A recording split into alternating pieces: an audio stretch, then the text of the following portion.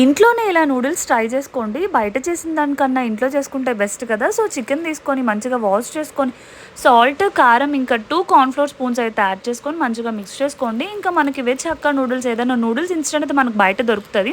ఒక 3 ఏస్తే 4-5 మెంబర్స్‌కి సరిపోతదనమాట. ఇంకా ఇదంతా మనం వేసుకున్నవన్నీ బాగా మిక్స్ చేసుకొని ఎగ్ కూడా వేసుకొని ఎగ్ వైట్ వేసుకోండి. వేడి నీళ్ళలో ఈ 3 యాడ్ చేసుకొని ఒక పక్కన పెట్టేసుకోండి కుక్ అయినంత వరకు. ఇంకా ఈలోపు మనం ఆనియన్స్, క్యాబేజీ ఒక పక్కన పెట్టుకోవాలి కట్ చేసుకొని. ఇంకా వేడి నూనెలో ఈ మ్యారినేట్ చేసుకున్న చికెన్‌ని ఫ్రై చేసేసుకొని అది కూడా పక్కన పెట్టేసుకొని ఇంకా ఎగ్స్ కూడా వేసుకొని సాల్ట్, కారం వేసుకొని అవి కూడా మంచిగా వేపుకొని పక్కన పెట్టుకోండి. ఇంకా ప్యాన్‌లో ఆనియన్స్, ఇంకా క్యాబేజ్, గార్లిక్ అన్నీ ఫ్రై చేసుకోవాలన్నమాట. ఫ్రై చేసుకున్న తర్వాత మనం ఫ్రై చేసుకున్న ఎగ్, ఇంకా చికెన్ కూడా అందులో యాడ్ చేసుకొని అవి బాగా మిక్స్ అయినంత వరకు కొంచెంసేపు ఉంచుకొని ఒక 2 మినిట్స్ అయితే ఉంచుకొని లాస్ట్‌లో నూడిల్స్ కూడా యాడ్ చేసుకొని అన్నీ మిక్స్ అయ్యేలాగా బాగా కలుపుకుంటే మొత్తానికి రెడీ అయిపోయింది. సో, నచ్చితే like and subscribe. Bye until next vlog.